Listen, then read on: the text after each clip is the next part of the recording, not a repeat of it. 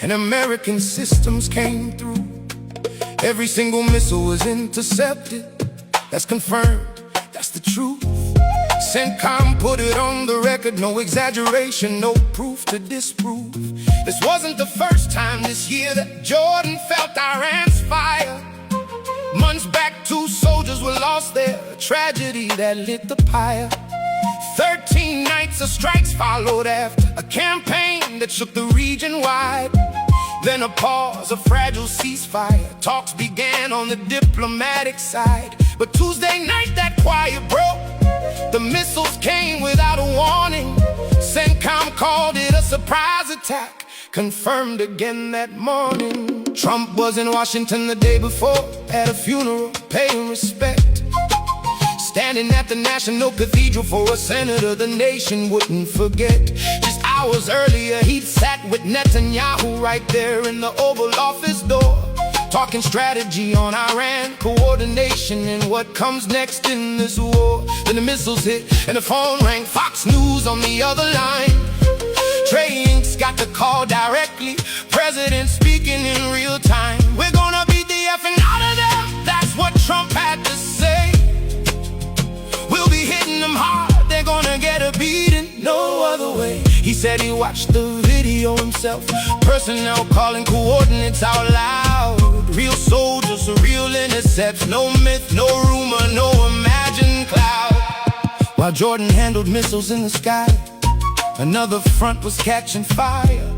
U.S. and Saudi forces struck back in Iraq at militias they call the wire. Targets tied to Iran-backed fighters, logistics sites and weapons stored. 20 of them were killed in the strikes, that number is confirmed and scored. 32 more left wounded, across 7 provinces the fighting spread. Retaliation for weeks of drone attacks that came before, that's what officials said. Saudi Arabia's defense ministry spoke up, said the strikes were coordinated too.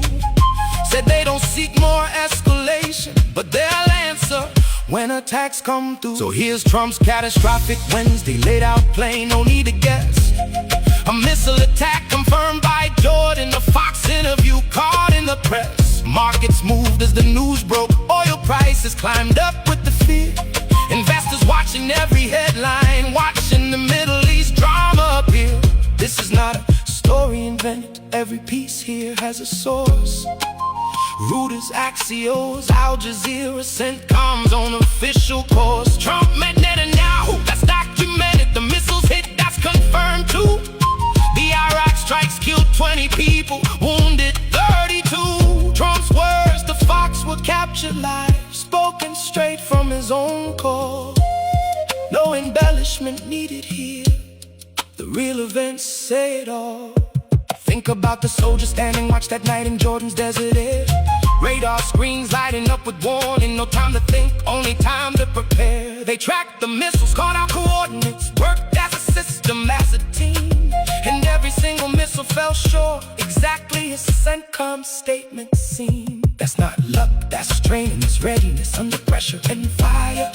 Soldiers doing their job in silence, while the whole world watched the wire. Meanwhile, diplomats still whispered that talks with Iran could resume, even after missiles flew, even inside the tension and the gloom. Trump said the door stays open, said negotiations go on, even while vowing to hit back hard before the next Iranian dawn. So that's the Wednesday that shook the region, a ceasefire broken overnight.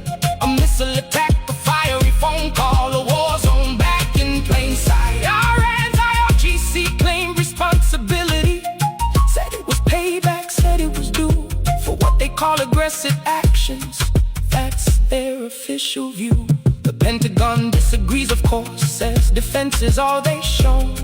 But in this war of headlines and missiles, both sides tell what they've known. This is history in real time, written in strikes and press releases.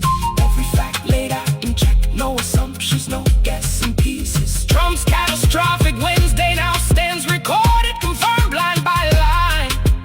Missiles over Jordan, strikes in Iraq and Meanwhile in Tehran, the message was different. Calm on the surface, firm in tone. President Pezeshkian spoke to his people, told them to stand strong, stand on their own. He said the enemy keeps pushing, said the nation must hold the line. No panic in his words, just steady resolve. Repeated one more time. Iran wasn't only firing missiles, they were talking too, behind closed doors.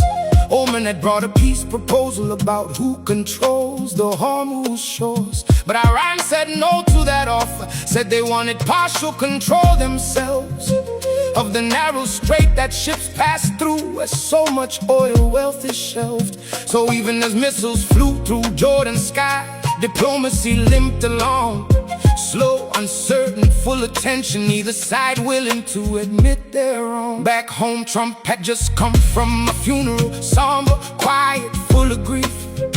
Senator Lindsey Graham laid to rest, a ceremony brief. Just one day before the missiles came, Trump stood there paying respect, then flew back into crisis mode. No time left to reflect. He'd been in Michigan days earlier, speaking at a proving ground event, talking about American industry, about strength, about what strong policy meant. And straight into diplomacy with Netanyahu, then straight into a war zone call. The pace of this presidency this week left little room to pause at all. The strikes in Iraq didn't stop at one location, they spread across 7 provinces wide. A signal that this wasn't just a single response, but a message amplified. Officials said it followed more than 30 drone attacks in recent days alone, aimed at American troops and at Saudi soil, a pattern that had grown. Saudi Arabia said clearly they don't want this fight to expand, but said they'll answer any aggression that threatens their land. So now you got 3 fronts lighting up at once: Jordan, Iraq, and the Gulf. Diplomats scrambling for calm while soldiers brace themselves. This is the story as it happened, no chapter added, no scene removed. Every name, every number, every quote is one that can be proved. Pezeshkian's call for unity, that's on the record, clear and plain. Oman's rejected Hormuz proposal, documented, not a claim. The funeral, the Michigan stop, the Oval Office sit down too, all confirmed before the missiles came, all part of the lead-up. History doesn't need decoration, the facts alone carry weight. A president under pressure, a region on the edge of fragile ceasefire meeting its fate. So that's the fuller picture behind Trump's catastrophic Wednesday news.